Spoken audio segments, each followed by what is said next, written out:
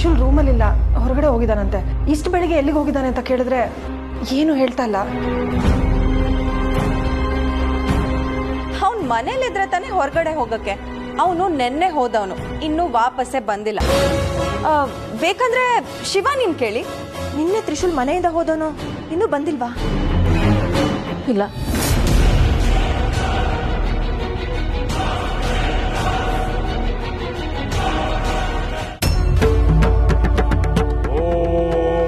ಅಗಣಿತ ಗುಣಸಾಗರ ಮಹಾ ಚೈತನ್ಯ ಶೇಖರ ಪ್ರಭೋ ಬೋಲೆ ಶಂಕರ.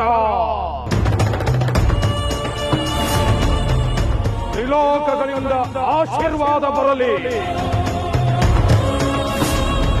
ಚತುರ್ವೇದಗಳಿಂದ ಜ್ಞಾನ ಬರಲಿ, ಪಂಚಭೂತಗಳಿಂದ ಶಕ್ತಿ ಬರಲಿ, ಷಟ್ಲೋಕಗಳಿಂದ ಪುಣ್ಯ ಪ್ರಾಪ್ತಿಯಾಗಲಿ, ಸಪ್ತ ಸಾಗರಗಳಿಂದ ಮಹಾ ಚೈತನ್ಯ ಹೊರಹೊಮ್ಮಲಿ, ಗಿರಗಿರೆಯ ಅಷ್ಟ ದಿಕ್ಪಾಲಕರೆಲ್ಲರೂ ಸಾಕ್ಷಿಯಾಗಲಿ. ಜೈ ಭೋಲೆನಾಥ.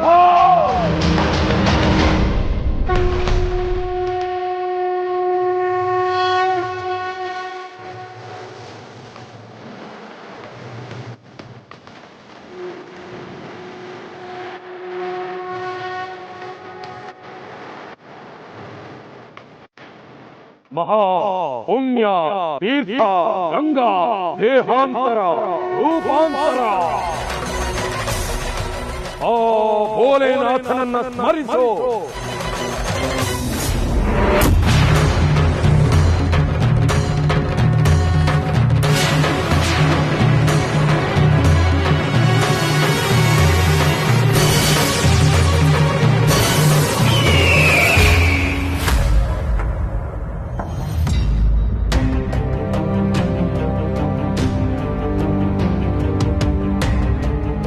ಮನ್ಸಿಗೆ ಎಷ್ಟು ಕಳವಳ, ಯಾಕಿಷ್ಟೊಂದು ಒತ್ತಾಟ ಆಗ್ತಾ ಇದೆ? ಅವನ್ ಮನೇಲಿ ಇಲ್ದೇ ಇರೋದಕ್ಕೂ ನನ್ನ ಮನ್ಸು ಖಾಲಿ ಖಾಲಿ ಅಂತ ಯಾಕೆ ಅನ್ಸ್ತಾ ಇದೆ? ಎಲ್ಲಿಗೆ ಹೋಗಿರ್ಬೋದು ಅವನು? ಅವ್ನು ಹೋಗ್ತೀನಿ ಅಂದಾಗ ನಾನು ಅವನ ಜೊತೆ ಬರ್ತೀನಿ ಅಂತ ಹೇಳಿದ್ರು ಬೇಡ ಅಂದ. ಕಾರಣ ಇಲ್ಲದೆ ಅವ್ನು ಎಲ್ಲಿಗೂ ಹೋಗೋನಲ್ಲ. ಅವನ ಜೊತೆಗಿದ್ದಾಗ ಅವನ ಮೇಲೆ ರೇಗ್ತಿದ್ದೆ, ಕೂಗಾಡ್ತಿದ್ದೆ, ಜಗಳ ಆಡ್ತಿದ್ದೆ. ಅವನ ಮನೇಲೆ ಅವನ್ನ ಆ ಕಡೆ ಸೋಫಾ ಮೇಲೆ ಮಲಗಿಸಿ ನಾನು ಮಂಚದ ಮೇಲೆ ಮಲಗ್ತಿದ್ದೆ. ಅವನ ಹತ್ರ ಇದ್ದಾಗ ಯಾಕಾದ್ರೂ ಹತ್ರ ಇರ್ತಾನೆ ಅನಿಸ್ತಿತ್ತು. ಈಗ ದೂರ ಹೋದ್ಮೇಲೆ ಅವ್ನಿಗೆ ಯಾಕೆ ಹತ್ರ ಇಲ್ಲ ಅಂತ ಅನಿಸ್ತಿದೆ. ಹಂಗಾಗ್ತಿಲ್ಲ ತ್ರಿಶೂಲ್. ನಾನು ನಿನ್ನ ಜೊತೆ ಮಾತಾಡಬೇಕು. ನಿನ್ನ ಜೊತೆ ಮಾತಾಡೋವರೆಗೂ ನನ್ನ ಮನಸ್ಸಲ್ಲಿರೋ ಸಂಕಟ ದೂರ ಆಗಲ್ಲ. ನಾನು ಮಾತಾಡಬೇಕು.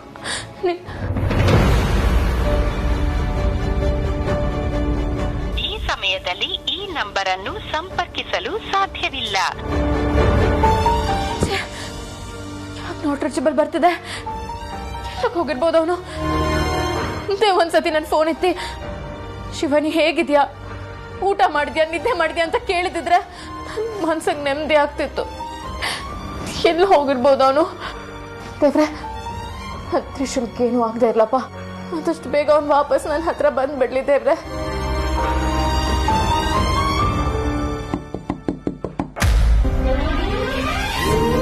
ಬನ್ನ ತ್ರಿಶೂಲ್.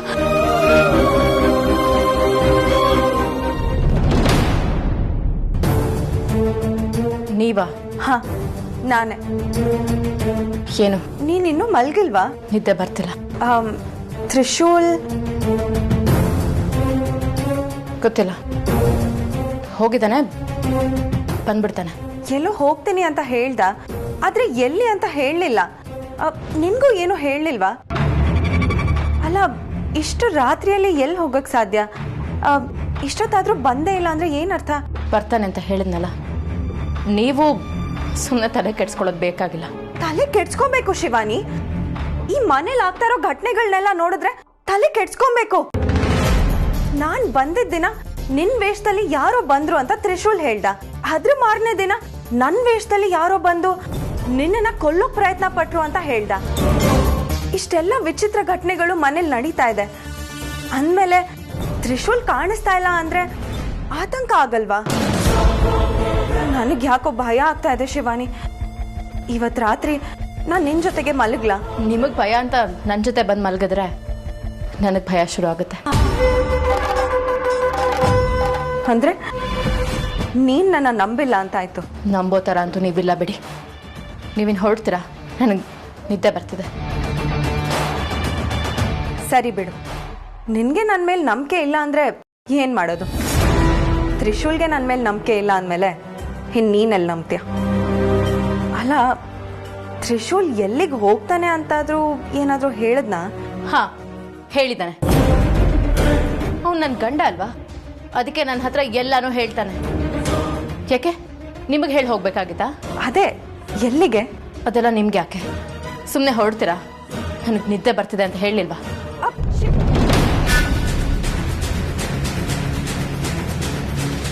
ಅಲ್ಲ ಅಲ್ಲ, ಇವಳು ಯಾಕೆ ಈ ತರ ಆಡ್ತಾ ಇದ್ದಾಳೆ? ತ್ರಿಶೂಲ್ ಎಲ್ಲಿ ಹೋಗಿರ್ಬೋದು ಒಂದು ಗೊತ್ತಾಗ್ತಾ ಇಲ್ಲ.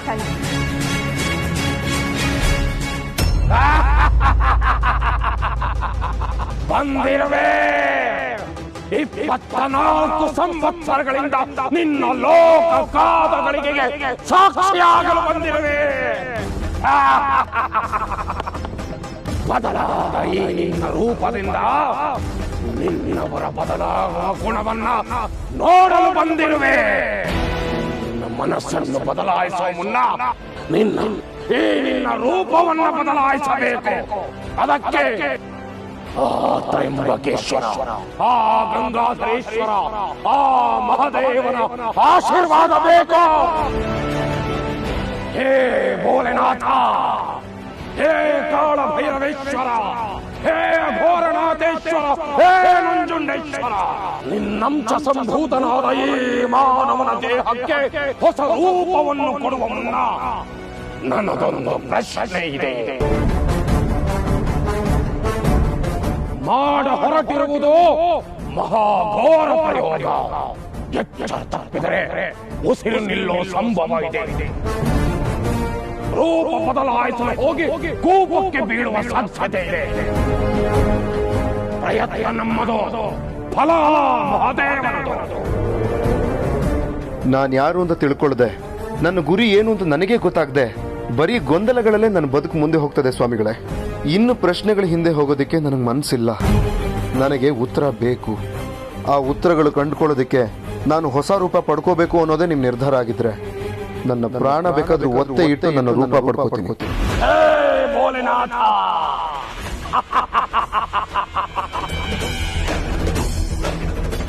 ಅಂಶ ಸಂಭೂತನಾದ ಇವನ ಅಳಿವು ಉಳಿವು ಈಗ ನಿನ್ನ ಕೈಯಲ್ಲಿದೆ. ಬದಲಾಯಿಸು. ಹೇ ಮಹೇಶ್ವರ, ಇವನ ರೂಪವನ್ನು ಬದಲಾಯಿಸು. ಯಾವ ರೂಪ ಇವನ ಜನ್ಮ ರಹಸ್ಯವನ್ನು ತಿಳಿಸುತ್ತದೋ, ಯಾವ ರೂಪ ಇವನ ಪೂರ್ವ ಕಥೆಯನ್ನು ನೆನಪಿಗೆ ತರಿಸುತ್ತದೋ, ಆ ರೂಪವನ್ನು ಬದಲಾಯಿಸು ತಂದೆ. ಹೇ ಮಹೇಶ್ವರ, ಜೈ ಭೋಲೆನಾಥ. ಓಂ ಶಿವಾಯ ನಮಃ, ಓಂ ಹರಾಯ ನಮಃ, ಓಂ ನೀಲಕಂಠಾಯ ನಮಃ, ಓಂ ತ್ರಿನೇತ್ರಾಯ ನಮಃ, ಓಂ ಮಹದೇವಾಯ ನಮಃ, ಓಂ ಶಿವಾಯ ನಮಃ, ಓಂ ಹರಾಯ ನಮಃ.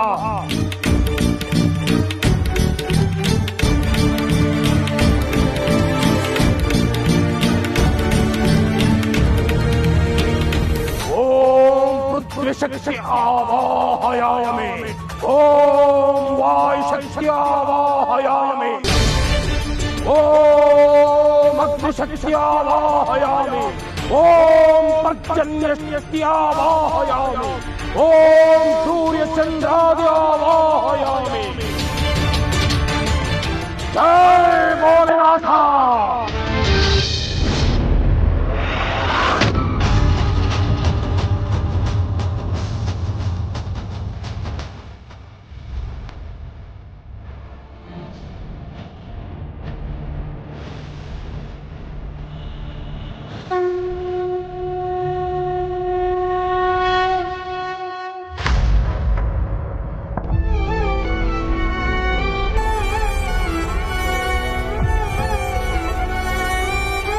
ನನ್ನೇನು ಬಿಟ್ಟು ಒಂದು ಸ್ವಲ್ಪ ದಿನ ದೂರ ಹೋಗ್ತೀನಿ. ಇವಾಗ ನೀನು ಬಿಟ್ಟು ಹೋಗ್ತಿರುತ್ತೆ, ಇನ್ಯಾವತ್ತೂ ಬಿಟ್ಟಿರಬಾರ್ದು.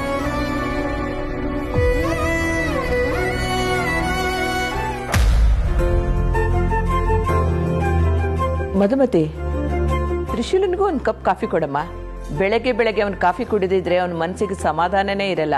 ಅದು ನಿನಗೂ ಗೊತ್ತು ತಾನೆ. ಈಗ ಕೊಡ್ತೀನಿ.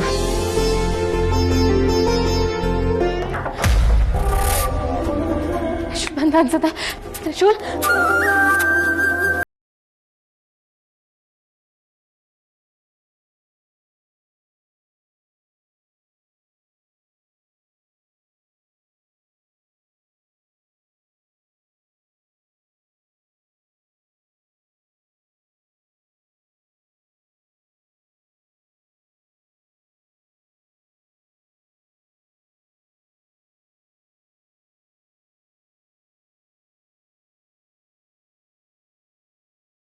ಹಾಗೆ ಹೋಗ್ಬಿಟ್ಟೆ.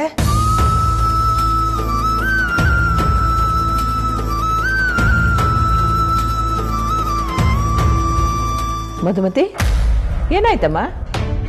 ತ್ರಿಶೂಲ್ ರೂಮಲ್ಲಿಲ್ಲ, ಹೊರಗಡೆ ಹೋಗಿದ್ದಾನಂತೆ. ಇಷ್ಟು ಬೆಳಿಗ್ಗೆ ಎಲ್ಲಿಗೆ ಹೋಗಿದ್ದಾನೆ ಅಂತ ಕೇಳಿದ್ರೆ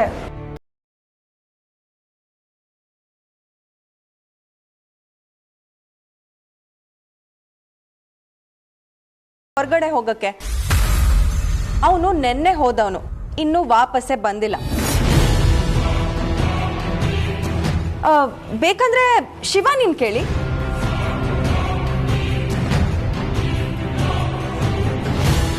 ಶಿವಾನಿ, ಶಿವಾನಿ,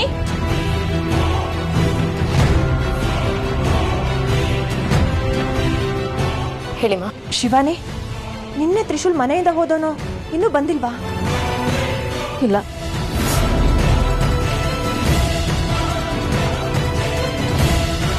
ಏನು, ರಾತ್ರಿ ಹೋದವನು ಬರಲೇ ಇಲ್ವಾ?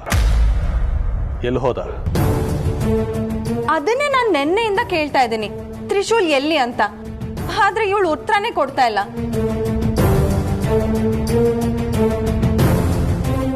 ಅಲ್ಲ, ನಾನು ಯಾಕೆ ಈ ತರ ಹೇಳ್ತಾ ಇದ್ದೀನಿ ಅಂದ್ರೆ, ನಾನು ಬಂದಾಗಿಂದಾನು ಯಾವುದೋ ಒಂದು ಸಮಸ್ಯೆ, ಕಳಂಕಗಳು ಎಲ್ಲ ನನ್ನ ಮೇಲೆ ಅನುಮಾನ. ಮೊನ್ನೆ ಯಾರೋ ಶಿವಾನಿ ತರ ಬಂದ್ರು ಅಂದಿದ್ದಕ್ಕೆ ನನ್ನ ಮೇಲೆ ಅನುಮಾನ. ನಿನ್ನೆ ಯಾರೋ ನನ್ನ ವೇಷದಲ್ಲಿ ಬಂದು ಶಿವಾನಿನ ಕೊಲ್ಲಕ್ ಪ್ರಯತ್ನ ಪಟ್ರು ಅಂದಾಗ್ಲೂ ನನ್ನ ಮೇಲೆ ಅನುಮಾನ. ಈಗ ತ್ರಿಶೂಲ್ ಮನೇಲಿಲ್ಲ, ಮನೆಯಿಂದ ಅವನು ಎಲ್ಲೋ ಹೊರಗಡೆ ಹೋಗಿದ್ದಾನೆ ಅಂದ್ರೆ ನನ್ನ ಮೇಲೆ ಅನುಮಾನ ಬರ್ದೇ ಇರ್ಲಿ ಅನ್ನೋದಕ್ಕೆ ನಾನು ಈ ತರ ಹೇಳ್ತಾ ಇರೋದು. ನೋಡಿ, ನಾನು ಮನೆ ಬಿಟ್ಟು ಹೋಗಿಲ್ಲ, ನಾನು ಇಲ್ಲೇ ಇದ್ದೀನಿ ಅಂತ ನಿಮ್ಗೆಲ್ಲ ಗೊತ್ತು ತಾನೆ. ಏನಮ್ಮ ನೀನು? ತ್ರಿಶೂಲ್ ಮನೇಲಿಲ್ಲ ಅಂದ ತಕ್ಷಣ ಹೀಗೆಲ್ಲ ಮಾತಾಡ್ತಾ ಇದೀಯಾ? ಶಿವಾನಿ, ತ್ರಿಶೂಲ್ ಎಲ್ಲಿಗೆ ಹೋಗ್ತೀನಿ ಅಂತ ನಿನಗೆ ಹೇಳೋಗಿರ್ತಾನೆ ಅಲ್ವಾ?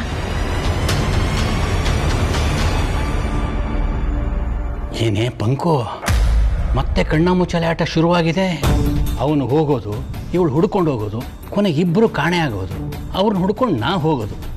ಇದೇ ಆಗೋಯ್ತು ನೋಡು. ಎಲ್ಲಿ ಹೋದ ನಮ್ಮ ಶೈಲುನ ಮದುವೆ ಆದವನು? ಶಿವಾನಿ ನಿನ್ನೇ ಕೇಳ್ತಾ ಇರೋದು, ತ್ರಿಶೂಲ್ ಎಲ್ಲಿ ಹೋಗಿದ್ದು? ಆಚೆ ಹೋಗಿ ಬರ್ತೀನಿ ಅಂತ ಹೋದ ಚಿಕ್ಕಮ್ಮವ. ಆಚೆ ಹೋಗ್ತಾನೆ ಅಂತ ಹೇಳಿದಾಗ ಎಲ್ಲಿಗೆ ಅಂತ ಕೇಳಬೇಕಲ್ವ ನೀನು? ಕೇಳ್ದೆಮ್ಮ, ಹೊರಗಡೆ ಹೋಗ್ತೀನಿ ಅಂತ ಹೇಳಿದ್ನೆ ಹೊರತು ಎಲ್ಲಿಗೆ, ಯಾವ ಜಾಗ ಅಂತ ಏನು ಸರಿಯಾಗಿ ಹೇಳಲಿಲ್ಲ. ನಿನ್ನೆ ರಾತ್ರಿ ಹೋದವನು ಇನ್ನೂ ಬಂದಿಲ್ಲ ಅಂದ್ರೆ ಏನಾದ್ರೂ ಸಮಸ್ಯೆ? ಅಲ್ಲ, ಮನೆಯಲ್ಲಿ ಇಷ್ಟು ಜನ ಇದ್ದೀವಿ, ಯಾರಿಗೂ ಹೇಳ್ದೆ ಕೇಳದೆ ಹೋದ್ ನಾವು. ಅಲ್ಲಮ್ಮ ಶಿವಾನಿ, ತ್ರಿಶೂಲ್ನ ಎಲ್ಲಿ ಕಳಿಸ್ದಮ್ಮ? 2-3 ದಿವಸದಿಂದ ನಮ್ಮ ಮನೆ ಪರಿಸ್ಥಿತಿ ಏನು ಅಂತ ನಿನಗೆ ಚೆನ್ನಾಗಿ ಗೊತ್ತಿದೆ. ಇಂಥ ಸಮಯದಲ್ಲಿ ಅವ್ನ ಮನೆಯಿಂದ ಹೊರಗಡೆ ಹೋಗೋದು ಅಂದರೆ ಸರಿ. ಅವ್ನು ಹೋಗ್ಬೇಕಾದ್ರೆ ಏನಾದರೂ ಕಾರಣ ಹೇಳೋದ್ನಾ? ಏನೋ ಸರಿಯಾಗಿ ಹೇಳಲಿಲ್ಲ ಅಂಕಲ್. ಸರಿಯಾಗಿ ಕೇಳಲಿಲ್ಲ ಅಂದ್ರೆ ಅವನೆಲ್ಲೇ ಹೇಳ್ತಾನೆ. ಚಿಕ್ಕಜ್ಮನ್ರೆ, ಎಲ್ಲಿಗೆ ಹೋಗ್ತಾ ಇದ್ದೀರಾ? ಎಲ್ಲೋ ಹೋಗಿರೋನ ಹುಡುಕ್ಬೇಕು ಅಲ್ವಾ? ಮನೆಯಲ್ಲಿರೋರಂತೂ ಜವಾಬ್ದಾರಿ ಇಲ್ಲದೆ ಕೂತಿದ್ದಾರೆ ಅಂದ್ರೆ ನಾನು ಹಾಗೆ ಜವಾಬ್ದಾರಿ ಇಲ್ಲದೆ ಕೂರೋದಕ್ಕಾಗೋದಿಲ್ಲ.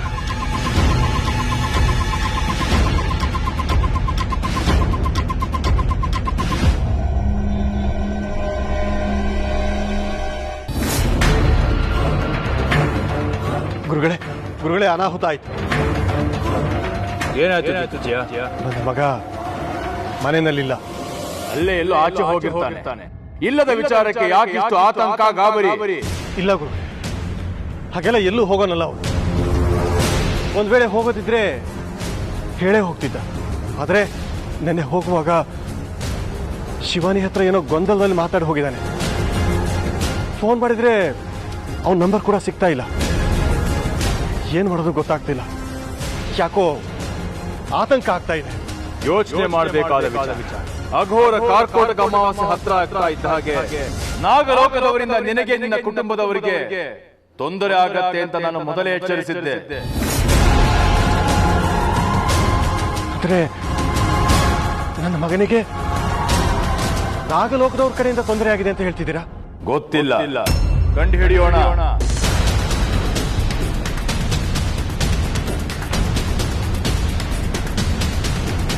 ತಾಯಿ ಜ್ವಾಲಮಾಲಿನಿ, ದರ್ಪಣವನ್ನು ತೋರು, ಮಾಯಾ ದರ್ಪಣವನ್ನು ತೋರು.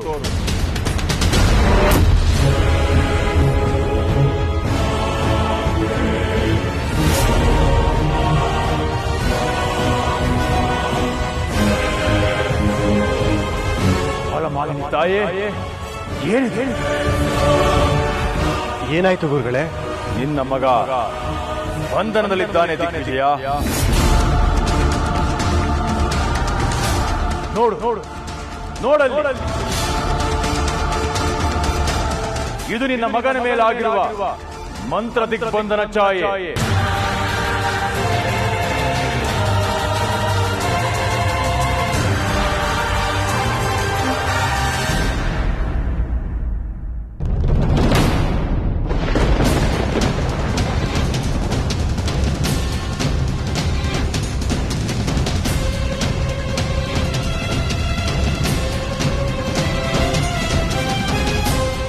ಬದಲಾಗಿಲ್ಲ, ಈ ರೂಪ ಬದಲಾಗಿಲ್ಲ.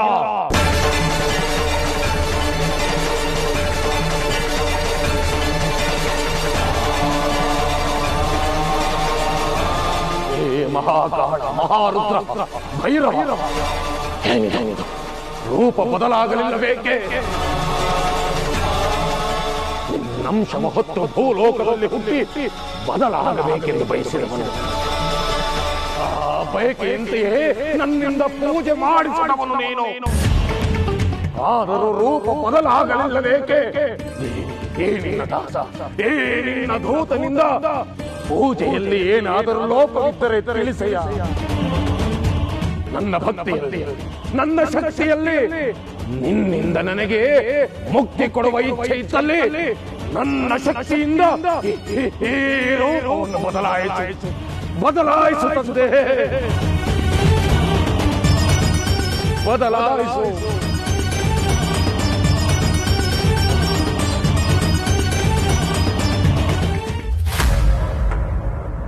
ಎಲ್ಲಿ ನನ್ನ ಆದಿಶೇಷ? ಅವನಿಗೋಸ್ಕರ ಬಂದೆ.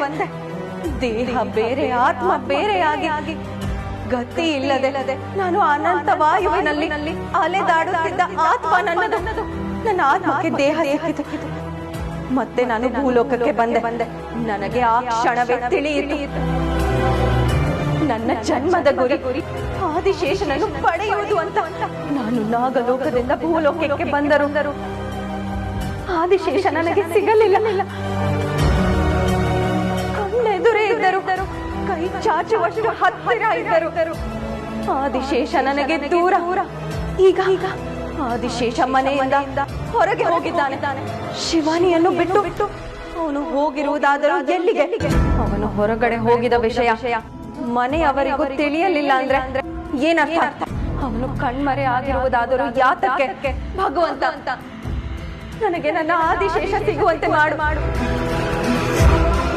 ನಾನು ಅಘೋರ ಅಮಾವಾಸ್ಯೆಗೂ ಮುಂಚೆ ಶಿವಾನಿಯನ್ನು ಸಾಯಿಸಿ ನಾಗಮಣಿಯನ್ನು ಪಡೆದು ಆದಿಶೇಷನ ಜೊತೆಗೆ ನಾಗಲೋಕಕ್ಕೆ ತೆರಳಬೇಕು. ನಾಗಲೋಕದ ಅಧಿಪತಿ ಆದಿಶೇಷನ ಪಟ್ಟದರಸಿಯಾಗಿ ಬದುಕಬೇಕೆಂಬ ಆಸೆ ಇದೆ. ದೇವರೇ, ಆ ಕ್ಷಣವನ್ನು ನನ್ನ ಎದುರು ಬೇಗ ಬರುವಂತೆ ಮಾಡು. ನನ್ನ ಗುರಿ ಸಾಧಿಸಲು ನನ್ನ ಆದಿಶೇಷನನ್ನು ದಯಪಾಲಿಸು.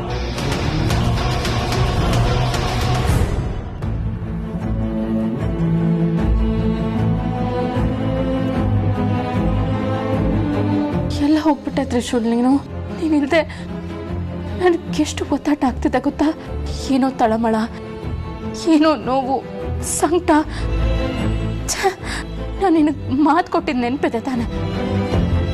ಸಾವಾದ್ರೂ ಬದುಕಾದ್ರೂ ಅದು ನಿನ್ ಜೊತೆ ಮಾತ್ರ ತ್ರಿಶೂಲ್. ಯಾಕೆ ತ್ರಿಶೂಲ್, ಯಾಕೆ ನನ್ನ ಬಿಟ್ಟು ಹೋದೆ? ಹೀಗ್ ನೋಡು ನನಗೆ ಎಷ್ಟು ನೋವಾಗ್ತಿದೆ ಅಂತ, ಎಷ್ಟು ಸಂಕಟ ಪಡ್ತಾ ಇದ್ದೀನಿ ಅಂತ ನೋಡು. ಎಲ್ಲಿದ್ಯಾ ತ್ರಿಶೂಲ್? ದಯವಿಟ್ಟು ಬೇಗ ಬಂದ್ಬಿಡು ತ್ರಿಶೂಲ್. ನನ್ನ ಕೈಲಿನ ಕಾಯಕ್ಕಾಗಲ್ಲ. ನನ್ನ ಕಾಯಿಸ್ಬೇಡ ತ್ರಿಶೂಲ್, ಬಂದ್ಬಿಡು. ಇದ್ರ ಮಧ್ಯೆ ಆ ಮಾಯ ಬೇರೆ ಪದೇ ಪದೇ ಬಂದು ತ್ರಿಶೂಲ್ ಎಲ್ಲಿ, ನಿನಗೆ ಹೇಳಿ ಹೋಗಿಲ್ವಾ ಅಂತ ಕೇಳಿದ್ದನ್ನ ಕೇಳ್ತಾಳೆ. ಆಗ್ತಲ್ಲ ತ್ರಿಶೂಲ್, ತುಂಬಾ ಹಿಂಸೆ ಆಗ್ತದ. ಕೊನೆ ಪಕ್ಷ ಒಂದೇ ಒಂದು ಫೋನ್ ಆದ್ರೂ ಮಾಡಿ ಮಾತಾಡು ತ್ರಿಶೂಲ್. ನಾನು ಫೋನ್ ಮಾಡಿದ್ರು ನಾಟ್ ರೀಚಬಲ್ ಅಂತ ಬರ್ತಾ ಇದೆ.